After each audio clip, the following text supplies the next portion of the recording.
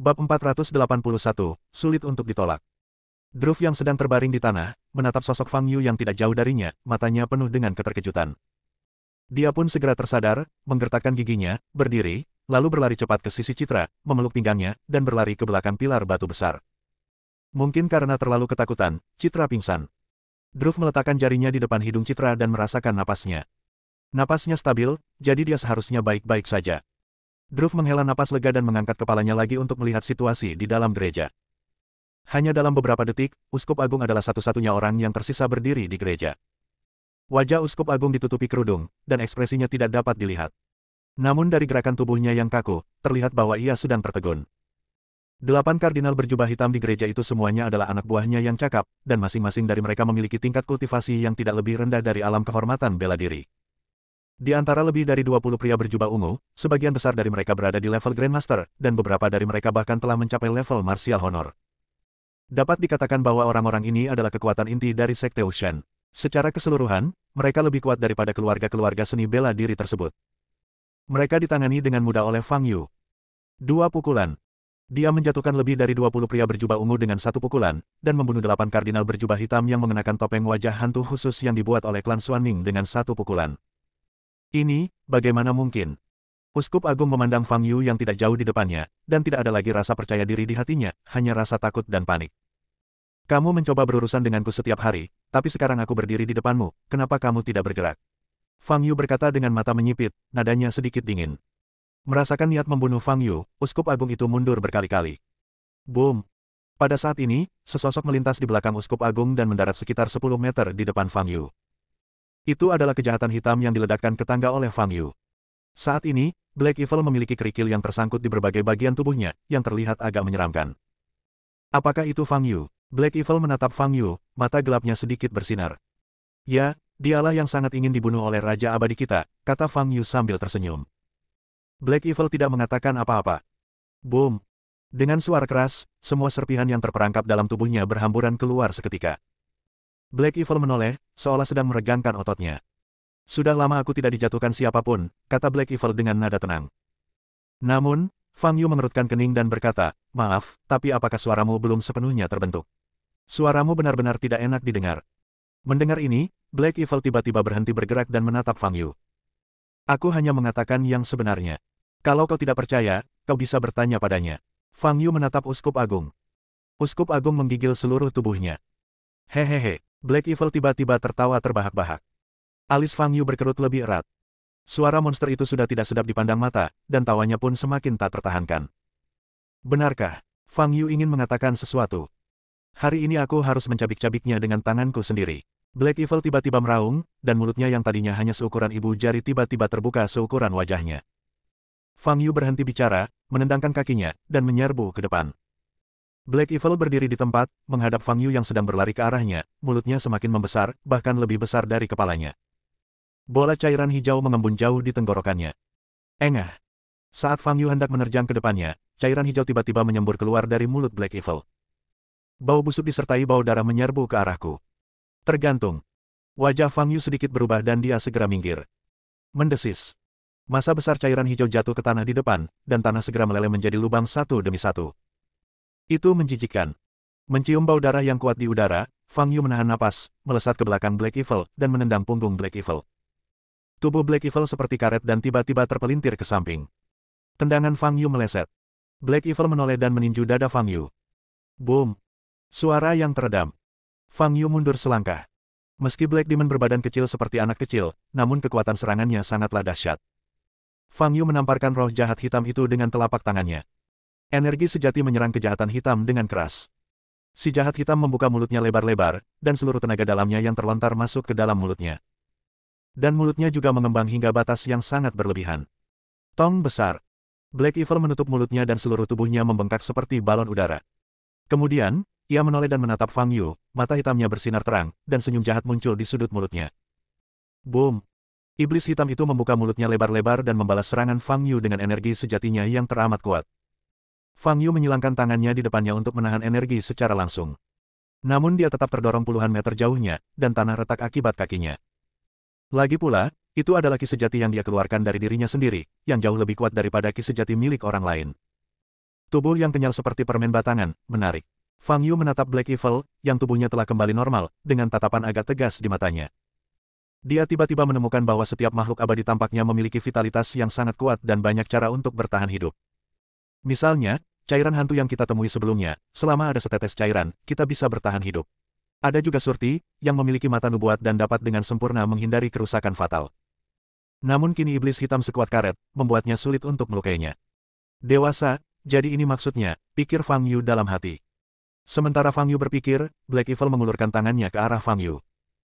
Kedua lengannya terentang ke udara, panjangnya mencapai puluhan meter, dan mencengkeram bahu Fang Yu. Kemudian, tiba-tiba ia mengerahkan tenaga, mencoba menarik Fang Yu kembali ke depannya. Tetapi jika bicara soal kekuatan, mungkin tak ada seorang pun di dunia ini yang mampu menjadi lawan Fang Yu. Fang Yu terus menekan kakinya kuat-kuat ke tanah, tidak bergerak maju sama sekali. Sebaliknya, Black Evil yang kuat ditarik ke arah Fang Yu. Menghadapi Black Demon yang mendekat dengan cepat, Fang Yu mengangkat kaki kanannya dan menendang Black Demon dengan ganas. Black Evil tidak punya waktu untuk menghindar dan ditendang oleh kaki kanan Fang Yu. Dadanya langsung ambruk. Namun bagi Fang Yu, rasanya seperti ia menendang kapas. Dada Black Evil tenggelam dalam-dalam, lalu daging merah mudanya mulai menggeliat, bahkan melilit kaki kanan Fang Yu. Fang Yu tiba-tiba menarik kaki kanannya ke belakang, dan seluruh tubuh Black Evil pun ikut tertarik. Itu hanya menempel di kaki kanan Fang Yu. Hehehe. Black Evil tertawa tidak enak lagi. Ekspresi Fang Yu tetap tidak berubah. Ia mengangkat kaki kanannya dan menghentakkan kaki ke tanah bersama tubuh Black Evil. Dor, dor, dor. Kerikil beterbangan kemana-mana dan tanahnya penyok. Tidak peduli seberapa keras Fang Yu menginjaknya, tampaknya tidak terasa sakit. Setelah beberapa tendangan berturut-turut, tanahnya penyok, tetapi roh jahat hitam itu masih utuh. Fang Yu berhenti. Pada saat ini, Uskup Agung telah diam-diam mundur di balik pilar batu di belakang. Dia bahkan tidak berpikir bagaimana cara menghadapi Fang Yu, dia hanya ingin melarikan diri. Sekarang kejahatan hitam telah menjerat Fang Yu, dia hanya perlu menggunakan teknik teleportasi untuk melarikan diri dari sini. Uskup Agung mengangkat tongkat kerajaannya, membacakan mantra dalam hati, dan bersiap untuk berteleportasi. Boom! Pada saat itu, terdengar suara ledakan keras. Seluruh pilar batu hancur dalam sekejap. Uskup Agung itu terkena pukulan keras, menyemburkan darah dari mulutnya, jatuh ke tanah dan berguling beberapa kali sebelum berhenti. Dia mengangkat kepalanya dan melihat Fang Yu, yang kaki kanannya terbungkus dalam kejahatan hitam, perlahan berjalan ke arahnya. Roh jahat hitam itu tampaknya telah berubah menjadi sepatu dan diinjak-injak ke tanah oleh Fang Yu selangkah demi selangkah. Jangan coba-coba kabur. Tujuan utamaku ke sini adalah menyelesaikan masalah ini, kata Fang Yu tenang. Hati Uskup Agung terguncang. Dia tahu bahwa tidak ada jalan untuk melarikan diri sekarang. Jika Anda ingin bertahan hidup, Anda harus bertarung sampai mati. Uskup Agung menggenggam tongkat kerajaan di tangan kanannya, membacakan mantra dalam hati, lalu tiba-tiba mengarahkannya ke depan. Permata di atas tongkat kerajaan bersinar, dan seberkas cahaya melesat di udara, mengenai dahi Fang Yu. Fang Yu bahkan tidak mencoba bersembunyi. Berhasil, Uskup Agung gembira. Boom! Detik berikutnya, terdengar suara renyah. Cahaya itu menghilang, dan bahkan tidak ada bekas luka di dahi Fang Yu, dan dia terus bergerak maju. Uskup Agung tercengang. Sebagai pemimpin sekte, kekuatanmu memang terbatas seperti ini. Sungguh mengecewakan, kata Fang Yu ringan. Fang Yu berjalan ke posisi kurang dari 2 meter di depan Uskup Agung. Uskup Agung itu begitu ketakutan hingga seluruh tubuhnya gemetar. Dia ingin bangun, tetapi gerakan sekecil apapun menyebabkan rasa sakit yang luar biasa di tubuhnya yang tak tertahankan. Bab 482, Patung Batu Berbentuk Manusia. Uskup Agung menggertakkan giginya dan meraih tongkat kerajaan lagi. Pada saat itu, datanglah sebuah kekuatan penghisap yang kuat dan dengan paksa menghisap tongkat kerajaan itu dari tangannya. Fang Yu meraih tongkat kerajaan dan mengamatinya dengan saksama. Ini senjata ajaib yang hebat. Bagian atas tongkat kerajaan bertatakan permata yang mengandung kekuatan magis yang dahsyat. Namun sayang, tongkat kerajaan ini sudah mengenali pemiliknya. Dengan kata lain, tidak peduli seberapa banyak energi sejati yang dimasukkan ke dalam tongkat kerajaan ini, tidak seorang pun kecuali Uskup Agung dapat menggunakannya. Namun, permata ini bisa diambil. Fang Yu melepas permata di atas tongkat kerajaan dan memasukkannya ke dalam kantong penyimpanan. Lalu, dia tiba-tiba mengerahkan tenaga dengan tangan kanannya yang memegang tongkat kerajaan. Boom! Tongkat kerajaan patah menjadi 2 bagian, dan bagian tengahnya dihancurkan menjadi bubuk oleh Fang Yu. Melihat kejadian itu, wajah sang Uskup Agung berkedut. Sudah hilang, semuanya hilang. Tongkat kerajaan ini diwariskan kepadanya oleh Uskup Agung sebelumnya, yang melambangkan kekuatan tertinggi dari Sekte Wushan. Pada saat yang sama, ia juga merupakan senjata ajaib yang luar biasa. Hanya dengan memegangnya, Uskup Agung dapat dengan cepat melakukan beberapa mantra, serta banyak seni rahasia dari kultus Dewa Penyihir. Tetapi sekarang tongkat kerajaan telah dihancurkan, semua ini tidak ada lagi. Uskup Agung menatap Fang Yu, hanya ada ketakutan di matanya, satu hitam dan satu putih. Hatinya dipenuhi penyesalan.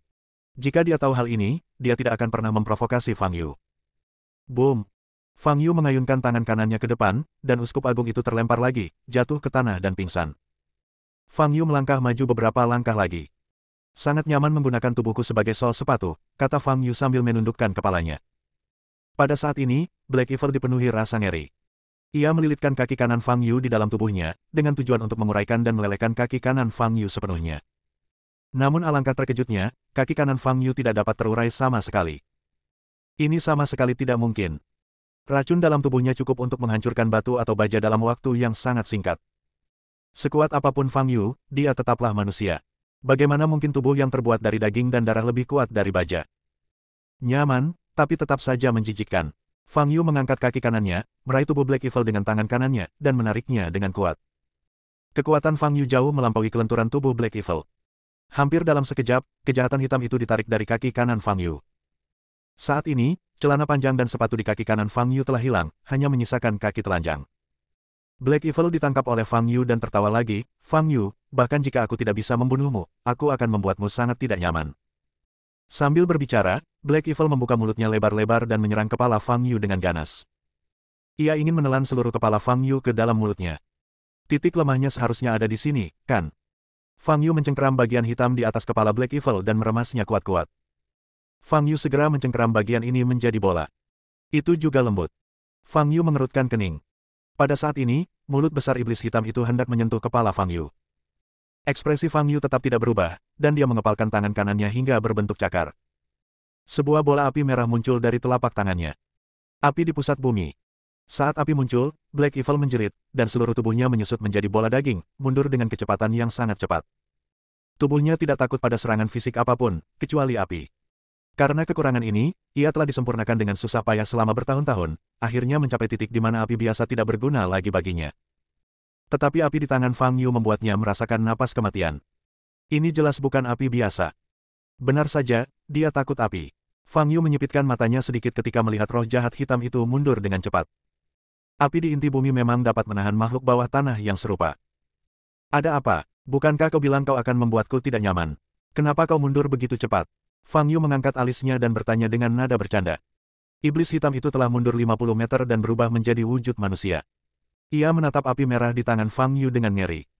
Bagaimana mungkin manusia bisa menumbuhkan api jenis ini? Meski dia begitu jauh, Black Evil masih merasakan sensasi terbakar di wajahnya.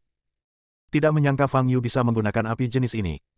Sekarang, satu-satunya yang harus dilakukan adalah melarikan diri. Jika tidak melarikan diri, ia benar-benar akan mati di tangan Fang Yu hari ini. Black Evil mengaktifkan mantra teleportasi dalam pikirannya dan bersiap untuk melarikan diri. Jika kau bisa memberitahuku lokasi Raja Abadi, aku bisa melepaskannya, kata Fang Yu. Mendengar kata-kata itu, hati Black Evil terguncang. Fang Yu benar-benar ingin mencari lokasi Raja Abadi. Sekarang Raja Abadi sedang dalam masa kritis rekonstruksi fisik, dan tidak ada kesalahan yang diizinkan. Fang Yu, jangan tahu apa-apa. Geram Black Evil. Sudah kuduga kau akan berkata begitu. Fang Yu menepukkan telapak tangan kanannya dengan keras. Api merah yang berkobar menyerbu ke arah kejahatan hitam. Ah! Black Evil menjerit panik dan segera berlari ke samping. Fang Yu menggerakkan jari telunjuk kanannya sedikit ke samping. Api merah di langit segera berubah arah dan terbang menuju lokasi di mana kejahatan hitam berada. Black Evil masih ingin pindah. Namun saat ini, tekanan datang pada tubuhnya. Boom! Kaki Black Evil terbenam ke tanah. Ia menatap ke depan dengan ngeri, hanya melihat Fang Yu mengulurkan telapak tangan kirinya dengan telapak menghadap ke bawah. Black Evil berusaha sekuat tenaga untuk maju. Namun tekanan yang dialaminya begitu kuat sehingga ia hanya bisa mengangkat kakinya dengan susah payah. Pada saat ini, api merah inti bumi telah mencapai di atas kepalanya. Nafas panas dan kehancuran itu sangat luar biasa. Ah! Setan hitam itu mengeluarkan teriakan yang melengking dan menusuk. Detik berikutnya, seluruh tubuhnya dilalap api. Ah! Jeritan Black Evil sangat menyakitkan, bagaikan suara bila pisau memotong kaca. Bahkan Fang Yu harus menutup telinganya dengan tangannya. Teriakan itu membangunkan Uskup Agung yang baru saja pingsan. Melihat kobaran api yang membakar tak jauh darinya dan suara jeritan yang keluar dari kobaran api, dia tahu satu fakta. Tuan Black Evil juga dikalahkan. Mendengar teriakan mengerikan itu, sang Uskup Agung menggigil dan gemetar seluruh tubuhnya. Sekarang dia telah merasakan hembusan napas kematian yang amat kuat. Jika dia tidak melakukan sesuatu, satu-satunya hasil yang menantinya adalah kematian. Dia masih memiliki banyak pengikut, tetapi mereka semua berada di cabang lain dan tidak ada cara bagi mereka untuk kembali. Lagi pula, akan sia-sia bahkan jika orang-orang ini bergegas kembali, karena mereka bahkan tidak dapat menahan pukulan Fang Yu. Naluri untuk bertahan hidup membuat pikiran Uskup Agung berputar cepat. Tak lama kemudian, dia tiba-tiba teringat sesuatu dan tatapan matanya berubah. Ini adalah satu-satunya cara. Dia memandang pilar batu di kejauhan. Druff dan Citra ada di sana. Druff, jika kamu tidak ingin melihat istrimu meninggal secara tragis di depanmu, lakukan sesuatu untukku sekarang juga. Suara Uskup Agung muncul dalam pikiran Druff. Wajah Druff berubah dan dia segera berbalik menatap Uskup Agung. Dia tidak menyangka Uskup Agung itu masih hidup. Pergilah ke bagian belakang gereja, di sana ada ruang rahasia. Buka paksa pintunya dan kau akan menemukan patung batu di dalamnya. Di laci meja di sebelah patung itu ada kitab suci. Yang perlu kau lakukan adalah meletakkan kitab suci itu di tangan patung itu. Kata Uskup Agung dengan cepat. Druff tampak tidak senang. Jangan ragu lagi, dan jangan pernah berpikir untuk meminta bantuan Fang Yu. Kau seharusnya tahu bahwa aku bisa membunuh istriku hanya dengan satu pikiran. Kata Uskup Agung dengan dingin. Druff menatap Citra yang tak sadarkan diri, menggertakkan giginya, dan sorot matanya menunjukkan tekad. Dia segera berdiri dan berlari ke belakang gereja. Fang Yu tengah memandangi iblis hitam yang dibakar hingga tubuhnya melilit dan meleleh, ketika tiba-tiba dia melihat sesosok tubuh melintas di belakangnya. Dia memperhatikan bahwa orang itu adalah Druff dan sedikit menyipitkan matanya. Jeritan Black Evil berlangsung selama 1 menit penuh sebelum berhenti. Api merah itu menghilang, hanya menyisakan genangan abu di tanah. Druff datang ke belakang gereja dan melihat pintu batu yang tertutup rapat. Pintu batu itu terkunci dan tanpa kunci, pintu itu hanya dapat dibuka dengan paksa. Jika Druff biasa, menerobos pintu batu bukanlah tugas yang sulit. Namun sekarang dia terluka parah dan sulit baginya untuk menggunakan kekuatannya. Memikirkan Citra, tatapan matanya kembali tegas. Dia mengulurkan telapak tangan kanannya, menahan rasa sakit yang hebat dan mengerahkan energi dalam tubuhnya. Boom! Energi meledak dan gerbang batu runtuh. Druff terengah-engah dan segera berjalan memasuki ruang rahasia. Memang ada patung batu di ruang rahasia itu. Patung batu ini berbentuk manusia, tetapi memiliki sepasang sayap di belakangnya. Wajahnya juga tampak seperti manusia, tetapi ekspresinya agak garang. Dan di tangan kanannya, ia memegang tongkat kerajaan, sangat mirip dengan yang dipegang Uskup Agung sebelumnya. Bab 483, Suan Tianzun tertinggi. Hanya dengan melihat patung batu ini, Druff tiba-tiba merasakan jantungnya menegang dan perasaan tercekik pun turun. Namun, Druff tidak banyak berpikir. Ia langsung melangkah maju dan membuka paksa laci meja kayu di samping patung batu itu. Benar saja, ada kitab suci agama yang tebal di dalam laci itu. Tulisan sucinya berwarna hitam, dengan beberapa karakter yang tidak dapat dipahami pada sampulnya. Druff mengambil kitab suci dan mengamati patung batu itu.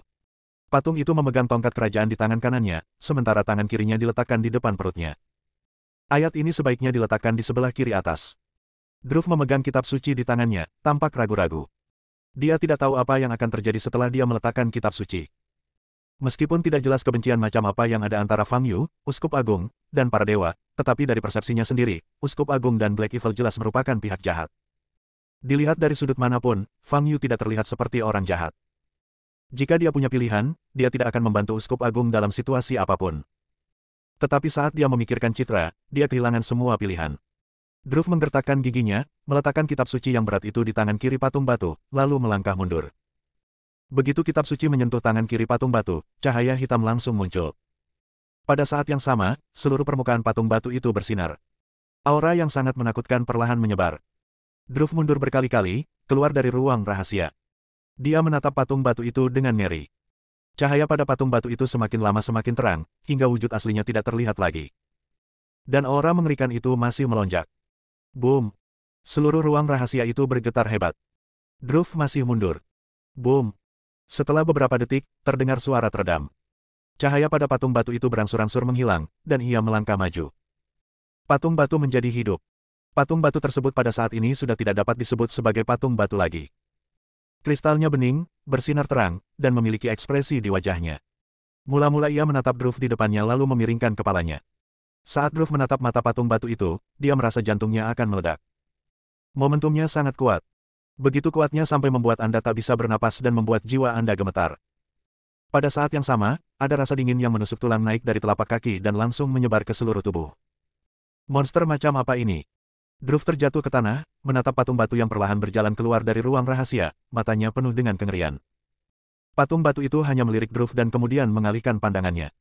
Dor, dor, dor. Patung batu itu berjalan selangkah demi selangkah menuju bagian depan gereja. Hingga menghilang dari pandangan, Druff masih duduk di tanah, terengah-engah. Tiba-tiba dia merasa sedikit menyesal. Dia tampaknya telah melepaskan eksistensi yang sangat mengerikan. Fang Yu berdiri di aula gereja dan sudah merasakan kehadiran aura yang menakutkan. Apakah ada orang lain? Fang Yu sedikit mengernyit dan melihat ke arah belakang gereja. Langkah kaki yang tumpul itu sangat teratur, tidak cepat dan tidak lambat. Pada saat ini, Uskup Agung yang sedang berbaring di tanah merasa sangat gembira. Sejak napas itu muncul, dia tahu bahwa Druff telah melakukan apa yang dikatakannya. Patung batu Dewa Penyihir telah terbangun. Patung batu itu adalah senjata pembunuh pamungkas dari kultus Wushen dan juga garis pertahanan terakhir untuk melindungi kultus Wushen. Selama hampir 300 tahun perkembangannya, kultus Wushen telah menderita banyak krisis besar. Tetapi ketika menghadapi krisis ini, Uskup Agung saat itu tidak memilih untuk membangunkan patung batu Dewa Penyihir. Karena hanya ada satu patung batu, jika Anda menggunakannya Anda akan kehilangannya selamanya. Sifat dari Sekte Wushen cenderung merupakan sekte jahat, tetapi selama bertahun-tahun, Asosiasi Seni Bela Diri tidak berani menimbulkan masalah bagi Sekte Wushen karena keberadaan patung batu Wushen. Namun kali ini, tidak ada jalan lain. Dia bahkan tidak bisa menyelamatkan nyawanya sendiri, jadi dia hanya bisa membangunkan patung batu Dewa Penyihir. Akan tetapi, karena dia belum pernah menggunakannya sebelumnya, Uskup Agung tidak tahu seberapa besar kekuatan yang dimiliki patung batu Dewa Penyihir yang telah terbangun itu. Tapi dilihat dari auranya yang mengerikan, dia jelas tidak lebih lemah dari Fang Yu. Sebagian besar pengikut aliran Wushen telah mendengar legenda tentang Wushen. Dikatakan bahwa Wushen ada lebih dari 2000 tahun yang lalu dan merupakan salah satu kultivator paling kuat di dunia kultivasi abadi pada saat itu. Kultivasinya sangat tinggi, dan kekuatannya cukup untuk menghancurkan dunia. Bahkan separuh dunia kultivasi abadi saat itu pun tidak sebanding dengannya. Kemudian, ia berhasil naik menjadi abadi, hanya meninggalkan patung batu dan manik-manik hitam. Kultus Wushen tidak didirikan oleh Wushen sendiri. Melainkan, lebih dari 300 tahun yang lalu, seorang santo bela diri menerobos masuk ke dalam gua yang telah lama disegel, menemukan patung batu tersebut, dan membaca catatan tentang kehidupan patung batu tersebut, sehingga menjadi pengikut fanatiknya. Bahkan gelar Dewa Penyihir diberikan oleh santo bela diri itu. Orang suci bela diri ini menyebut patung batu Wushen, mendirikan agama Wushen, dan merupakan uskup agung pertama agama Wushen. Ia menyusun kitab suci agama dan menanamkan manik hitam yang dapat membangkitkan patung batu tersebut ke dalam kitab suci agama tersebut sebagai fondasi agama tersebut. Setelah lebih dari 300 tahun berkembang, skala kultus Wushen telah tumbuh semakin besar. Setiap orang yang bergabung dengan Wushen Cult memiliki rasa hormat dan pemujaan tertinggi terhadap Wushen. Uskup Agung itu berbaring di tanah, merasakan napas itu semakin dekat, dan dia begitu gembira hingga seluruh tubuhnya gemetar. Sungguh beruntungnya dia bisa melihat sekilas Dewa Penyihir semasa hidupnya. Dor, dor, dor. Sesosok tubuh berjalan keluar dari belakang gereja. Itu adalah patung batu Dewa Penyihir. Melihat tubuh Dewa Penyihir yang bening dan cahaya yang mengalir di dalamnya, Fang Yu mengerutkan kening. Aura kultivasi patung batu di depanku samar-samar mendekati tahap fusi. Selain aura kultivasi yang kuat, ada juga sedikit aura kuno. Jelas saja patung batu ini bukan benda dari era ini. Dalam dunia seni bela diri saat ini, mustahil bagi orang kuat dalam tahap fusi untuk muncul lagi. Dan ini hanyalah sebuah patung batu. Mungkin hanya ada jejak kesadaran spiritual yang tertinggal di dalamnya. Jika dia masih memiliki kekuatan tahap fusi, maka kultivasiku kemungkinan telah mencapai tahap kesengsaraan. Siapakah orang yang sebenarnya? Fang Yu menatap penampakan patung batu yang terbangun di depannya, mengerutkan kening, dan mulai berpikir. Jika pria ini sangat kuat saat itu, Fang Yu pasti pernah mendengar namanya. Akan tetapi, Fang Yu tidak punya kesan apapun terhadap gelar Dewa Penyihir. Hal ini menunjukkan bahwa nama asli orang ini bukanlah Wushen, tetapi mungkin itu adalah nama yang diberikan kepadanya oleh orang-orang berikutnya. Mengenai wajah ini, saya tidak punya kesan apapun tentangnya, dan sayap di belakangnya. Ribuan tahun yang lalu, terdapat berbagai macam kultivator di dunia kultivasi abadi. Banyak kultivator yang mewarisi beberapa atribut monster setelah melahap inti batin monster. Oleh karena itu, ada beberapa pendeta yang memiliki sayap pada saat itu. Fang Yu memikirkannya sejenak, lalu menyerah. Daripada banyak mikir, mendingan kamu tanya langsung aja. Siapa yang bisa membangunkan patung batuku? Saat itu, patung batu Dewa Penyihir berbicara. Suaranya sangat murni, hanya suara pria normal. Ini aku pengikut setiamu, dan akulah yang membangunkanmu. Uskup Agung berjuang untuk berdiri dan berlutut di hadapan patung batu Dewa Penyihir. Orang percaya. Patung batu Dewa Penyihir itu mengerutkan kening. Ya, Dewa Penyihir Agung, aku pengikutmu. Aku mohon padamu untuk menyelamatkan hidupku dan mengeksekusi penjahat ini di depan mataku. Uskup Agung bersujud dan menangis. Dewa penyihir, patung itu mengerutkan kening lagi, akulah dewa surgawi misterius tertinggi, bukan dewa penyihir. Sangsuan Tianzun. Mendengar nama ini, hati Fang Yu terkejut. Dia pernah mendengar nama ini. Dia adalah makhluk agung dan kuat yang naik menjadi abadi lebih dari 2.500 tahun yang lalu. Meskipun ada banyak orang kuat di era itu, hanya satu di antara sejuta yang mampu menjadi abadi. Oleh karena itu, setiap kali orang berkuasa naik ke surga, pasti akan menimbulkan sensasi di dunia. Beginilah Fang Yu mendengar nama Sangsuan Tianzun. Akan tetapi, selain namanya, tidak banyak lagi yang diketahui tentangnya. Mendengar apa yang dikatakan patung itu, jantung Uskup Agung berdebar kencang. Dia terus bersujud dan berseru, Sangsuan Tianzun, tolong bantu aku, kalau tidak aku akan dibunuh oleh penjahat ini. Sangsuan Tianzun menoleh dan menatap Fang Yu, ekspresinya tenang. Seorang kultivator tahap pemurnian Qi biasa tak ada bedanya dengan debu. Ia bisa membunuh ratusan orang hanya dengan satu tarikan napas. Sangsuan Tianzun, ketika Sekte Wushen kita pertama kali didirikan. Melihat Sangsuan Tianzun tidak tergerak, Uskup Agung segera menceritakan sejarah Sekte Wushen secara singkat. Jadi begitulah, sekte yang kau dirikan untukku sangat menarik, Sangsuan Tianzun tertawa, tampak sangat bahagia. Uskup Agung merasa gembira. Apakah targetmu orang ini? Sangsuan Tianzun menatap Fang Yu dan bertanya. Ya, Tuhan, kumohon eksekusi dia, kata Uskup Agung itu mendesak. Aduh. Kau membangunkanku hanya untuk seorang kultivator tahap pemurnian Qi. Sungguh, Sangsuan Tianzun menggelengkan kepalanya dan mendesah. Saat itu, sebelum mengalami kesengsaraan guntur, dia sengaja meninggalkan patung batu di bumi dan menyegel kesadaran ilahi di dalamnya. Tujuannya hanya sekedar menitipkan kenangan, agar kelak di kemudian hari ia dapat melihat bumi yang telah melahirkan dan membesarkannya kembali. Tetapi sekarang, mendengar bahwa alasan membangunkannya hanyalah untuk menghadapi seorang kultivator pemurnian Qi, dia pun tak dapat menahan perasaan geli sekaligus bingung. Akan tetapi, orang di depannya bagaimanapun juga adalah pengikutnya, dan apa yang dimintanya hanyalah masalah kecil, jadi Sangsuan Tianzun tentu tidak akan menolaknya. Baiklah, aku akan memenuhi keinginanmu. Sangsuan Tianzun menoleh dan menatap Fang Yu. Dia mengangkat tongkat kerajaan di tangan kanannya dan mengarahkannya ke depan. Tiba-tiba hembusan napas kehancuran meletus. Bab 484, Kekuatan Tianzun. Sebuah pusaran energi sejati berkumpul di depan tongkat kerajaan, dan udara di sekitarnya seakan tersedot keluar. Sungguh mengerikan. Tatapan Fang Yu sedikit tajam dan dia melangkah mundur. Meskipun Sangsuan Tianzun di depannya hanya memiliki sedikit kesadaran spiritual yang tersisa, aura kultivasinya sangat dekat dengan tahap fusi, setidaknya pada puncak tahap transformasi roh. Serangannya tidak boleh diremehkan. Sangsuan Tianzun menatap Fang Yu dengan tatapan acuh tak acuh. Di matanya, Fang Yu bahkan tidak sebaik semut. Boom! Detik berikutnya, pusaran di depan tongkat kerajaan tiba-tiba meledak, dan energi sejati yang melonjak menyapu ke arah Fang Yu. Fang Yu cukup dekat dengan Sangsuan Tianzun, dan hanya ada sedikit ruang baginya untuk menghindar. Tetapi Fang Yu tidak berpikir untuk menghindar. Dia menaruh tangannya di depannya, dan lengannya memancarkan cahaya keemasan yang kuat. Ini. Merasakan aura yang terpancar dari Fang Yu, ekspresi Sangsuan Tianzun sedikit berubah, dan ekspresi terkejut muncul di matanya. Boom! Fang Yu menerima serangan langsung dari Sangsuan Tianzun. Energi sejati yang melonjak mengamuk dengan liar, mencoba mencabik-cabik Fang Yu. Fang Yu meletakkan tangannya di depannya, membentuk perisai emas yang sempurna. Energi sebenarnya mengenai perisai tetapi tidak mampu menembusnya.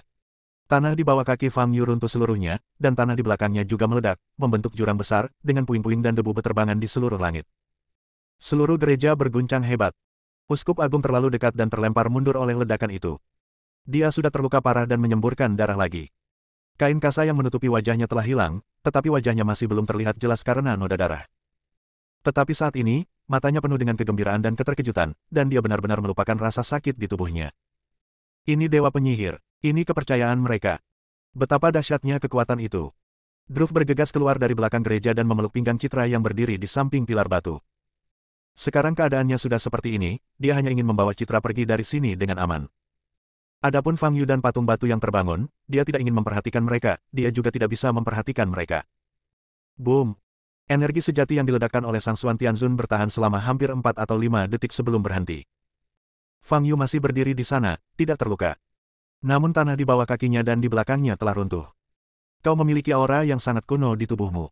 Apa itu? Sangsuan Tianzun menatap Fang Yu, dan tatapannya berbeda dari sebelumnya. Serangan yang baru saja dilancarkannya cukup untuk membunuh 500 kultivator pemurnian Qi sekaligus. Namun Fang Yu menerima serangan itu secara langsung dan tidak terluka. Kemampuan seperti itu sulit dicapai bahkan pada tahap transformasi roh, apalagi tahap pemurnian Qi. Fang Yu tidak berkata apa-apa, menurunkan tangannya, dan mengambil langkah besar ke depan. Aliran energi sejati memasuki tanah dan memotongnya, menciptakan retakan yang langsung menuju ke tempat Xuan Tianzun berada. Sang Xuan Tianzun memasang ekspresi kosong di wajahnya. Ia meraih tongkat kerajaan dan mengetukkannya pelan ke tanah. Retakan itu segera berhenti bergerak maju. Bintang jatuh. Sang Xuan Tianzun mengangkat tongkatnya dan dengan lembut mengarahkannya ke langit di atas Fang Yu. Sebuah titik cahaya langsung muncul di atas kepala Fang Yu. Titik cahaya itu awalnya hanya sebesar ibu jari, lalu tiba-tiba meluas hingga menjadi bola cahaya dengan radius beberapa meter. Lalu, benda itu jatuh ke arah Fang Yu di bawah dengan suara dentuman keras. Boom! Dalam sekejap, Fang Yu terbanting ke tanah oleh bola cahaya itu. Berat dan daya tumbuk bola cahaya itu sangat dahsyat. Bahkan setelah terbenam ke dalam tanah, kekuatannya tidak berkurang sedikit pun, dan bola itu menekan Fang Yu jauh ke dalam tanah. Sang Xuan Tianzun berdiri di tempat, tanpa ekspresi di wajahnya. Uskup Agung yang berbaring di kejauhan begitu gembira hingga ia menangis. Inilah kekuatan Dewa Penyihir. Fang Yu tidak mempunyai kesempatan untuk melawan dan hanya bisa menerima pukulan. Di sisi lain, Druff memegang citra dan mencoba melarikan diri dari gereja, tetapi sebelum dia melangkah beberapa langkah, dia memuntahkan seteguk darah dan jatuh ke tanah sambil memegang citra. Tubuhnya sudah sangat lelah sehingga tidak mampu lagi menopang pelariannya. Druff melindungi citra di bawahnya dan menatap Sang Xuan Tianzun yang tidak jauh darinya dengan mata penuh keputusasaan. Seluruh gereja runtuh. Jika Sang Xuan Tianzun melancarkan satu serangan lagi, gereja besar ini mungkin runtuh. Saat itu, baik dia maupun citra tidak akan selamat. Druff tidak pernah membayangkan bahwa dirinya yang selalu tak terkalahkan di dunia gelap, akan menghadapi situasi putus asa seperti itu. Tertimpa gedung sampai mati. Baginya, mati dengan cara seperti ini adalah suatu penghinaan. Tetapi sekarang dia bahkan tidak punya kekuatan untuk berdiri. Apakah ini perbedaan kekuatannya? Druff menatap Sang Xuan Tianzun, yang auranya bagaikan dewa atau iblis, hanya dengan kengerian di matanya. Jika makhluk setingkat ini memulai perkelahian, bukan hanya Fang Yu yang menjadi targetnya, tetapi orang-orang yang berada di sekitar seperti mereka pun akan terkena dampaknya dan terjerumus ke dalam situasi putus asa. Ini benar-benar terlalu kuat. Selama kamu manusia, mustahil untuk menolaknya. Hanya dalam belasan detik, Fang Yu ditekan ratusan meter di bawah tanah oleh bola cahaya. Meski begitu, kekuatan bola cahaya itu tidak berkurang sedikit pun. Jika ini terus berlanjut, kita mungkin benar-benar tertekan ke pusat bumi. Fang Yu mengangkat tangannya, menopang bola cahaya, dan mendorongnya ke atas dengan seluruh kekuatannya. Boom! Dua kekuatan ekstrim bertabrakan, menimbulkan ledakan keras. Kecepatan bola cahaya yang jatuh itu langsung turun dan berhenti total 2 detik kemudian. Benda seberat itu bisa dipadatkan dalam waktu sesingkat itu. Mata Fang Yu dipenuhi dengan keterkejutan. Lalu, dia meninju bola cahaya di atasnya. Boom! Suara keras yang datang dari bawah tanah menyebabkan seluruh tanah bergetar hebat. Sang Xuan Tianzun menunduk ke tanah, semburat keterkejutan melintas di wajahnya. Pukulan tadi cukup untuk menghancurkan makhluk hidup apapun menjadi pasta. Fang Yu tidak mati dan bergegas maju. Swoosh! Pada saat ini, sesosok tubuh melesat keluar dari lubang besar dan menyerbu di depan Sang Xuan Tianzun. Tatapan Fang Yu sedikit tajam, lalu dia meninju dada Sang Xuan Tianzun dengan tangan kanannya. Sang Xuan Tianzun sedikit mengernyit dan mengulurkan tongkatnya ke depan. Tinju Fang Yu berhenti ketika jaraknya kurang dari 10 cm dari dada Sang Xuan Tianzun. Pah! Sebuah benda seperti cermin tiba-tiba muncul di udara dan menangkis pukulan Fang Yu. Kekuatan yang terkandung dalam pukulan itu diserap sepenuhnya oleh cermin, lalu cermin itu pecah, dan kekuatan itu hilang bersama pecahan-pecahan cermin dan lenyap ke dalam kehampaan. Fang Yu menyipitkan matanya sedikit dan mengayunkan tinjunya lagi. Pah! Sama seperti sebelumnya, tinju itu dihentikan sebelum menyentuh tubuh Sang Xuan Tianzun. Cermin itu pecah lagi, dan pukulan ini masih tidak menyebabkan luka apapun pada Sang Xuan Tianzun.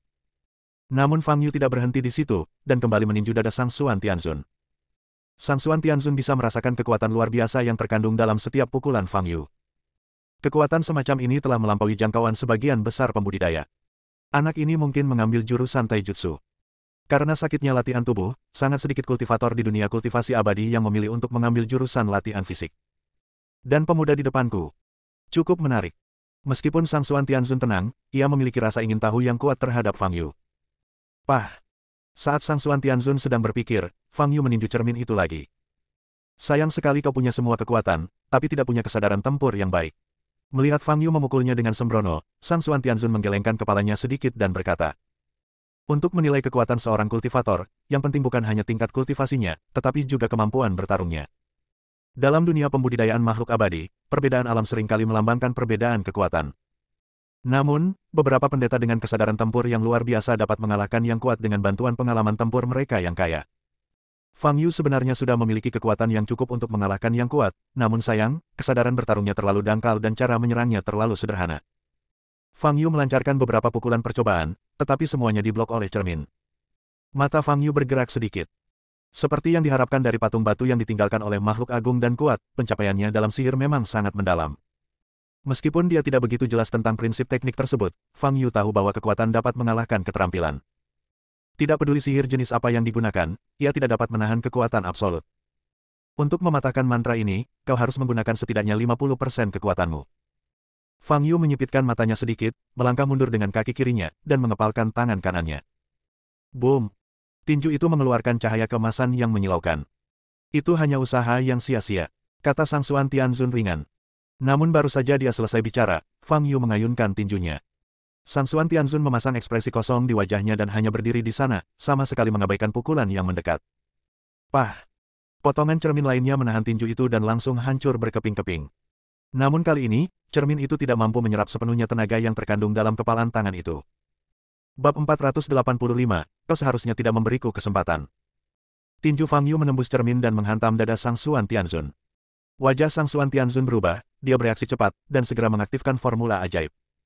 Energi sebenarnya terkondensasi menjadi perisai pelindung di depan dadanya. Boom!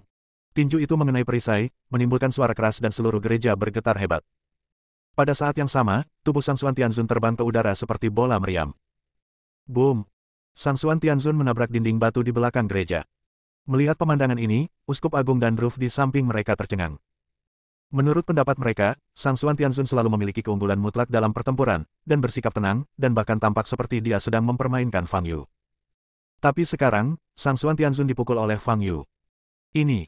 Druff menatap Fang Yu, keterkejutan di matanya tak terlukiskan kata-kata. Malam ini, pemahamannya tentang Fang Yu disegarkan lagi dan lagi. Siapa sebenarnya orang ini? Uskup Agung memandang Fang Yu, yang seluruh tubuhnya bersinar dengan cahaya keemasan, dan merasa seperti jantungnya akan meledak.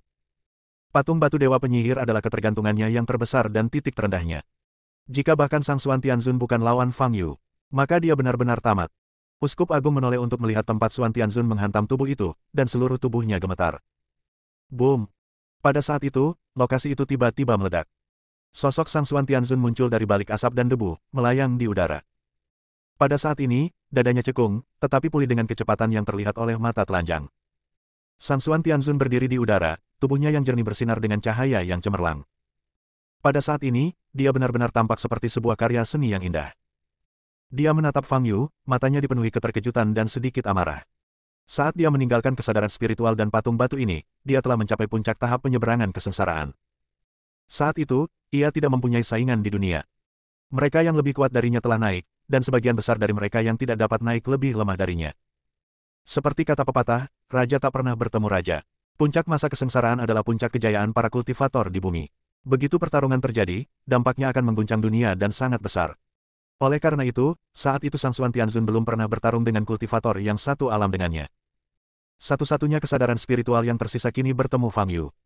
Satu pukulan menjatuhkannya ke dinding batu. Ini adalah pengalaman yang hanya akan ia alami sekali dalam hidupnya. Martabat seorang pria kuat di hati Sang Xuan Tianzun sepenuhnya terangsang oleh Fang Yu. Kamu, mati. Sang Xuan Tianzun mengucapkan 3 kata dan mengulurkan tongkat kerajaan di tangan kanannya, mengarahkannya langsung ke Fang Yu. Tekanan udara di sekitarnya tiba-tiba turun. Perisai energi abu-abu menyebar dengan tongkat kerajaan sebagai pusatnya. Perisai energi termasuk Sang Xuan Tianzun dan Fang Yu. Boom! Gelombang udara yang kuat menyebar keluar satu demi satu. Semua benda di dalam gereja hancur dan hancur berkeping-keping. Pilar-pilar batu yang menyangga langit-langit gereja telah mencapai batasnya, retakan-retakan tampak pada pilar-pilar itu satu demi satu. Akibat keberadaan masker gas abu-abu, puing-puing dan asap di dalam gereja membentuk putaran seperti tornado, yang menyebabkan kekacauan. Situasi ini seperti kiamat. Druff telah putus asa untuk melarikan diri dan memeluk Citra, menggunakan punggungnya sebagai perisai. Karena dia akan mati, dia berharap dia bisa mati sebelum Citra. Apapun yang terjadi, dia tidak ingin melihat kejadian kematian Citra, karena itu akan membuatnya semakin sedih. Uskup Agung, saat ini, menatap ke langit dan tertawa. Dia seharusnya ketakutan, karena merasakan kematian semakin dekat. Namun di saat yang sama, dia sangat gembira melihat kekuatan dahsyat yang ditunjukkan oleh Dewa Penyihir. Fang Yu sudah mati. Dia bahkan merasa bahwa meskipun dia mati, Dewa Penyihir akan punya cara untuk membangkitkannya. Lagi pula, ini Dewa Penyihir. Dewa yang mereka percayai. Tuhan memiliki kemampuan untuk mengubah takdir. Dewa penyihir tidak akan pernah membiarkannya mati. Hahaha, di tengah kekacauan itu, Uskup Agung tertawa terbahak-bahak. Di dalam perisai pelindung abu-abu, hanya ada Fang Yu dan Sang Xuan Tianzun. Di ruang ini, Fang Yu merasa seolah-olah berada di luar angkasa dan kehilangan gravitasi. Anggota tubuhnya terikat oleh suatu kekuatan dan seluruh tubuhnya mengambang tak terkendali. Pada saat yang sama, ada kekuatan hisap yang besar yang mencoba menarik energi sejati dalam tubuhnya keluar dari tubuhnya. Meridian di tubuh Fang Yu bersinar dengan cahaya keemasan, mengunci energi sejati yang gelisah dengan erat di meridian. Garis meridian Fang Yu sekarang terlihat jelas di bawah kulitnya, bersinar dengan cahaya keemasan. Bahkan bisa menahan kekuatan langit, Sang Xuan Tianzun menatap Fang Yu, dengan semakin banyak kejutan di matanya. Pada saat ini, dia tiba-tiba memperhatikan dantian Fang Yu. Sebenarnya ada seekor naga emas yang melayang di posisi itu. Ini, ekspresi Sang Xuan Tianzun berubah. Senglong. Apakah ini seekor naga? Aura kuno yang tak dapat dijelaskan pada Fang Yu, apakah ini asal-usulnya? Hati Sang Xuan Tianzun terkejut. Pada zamannya, naga telah punah selama ribuan tahun.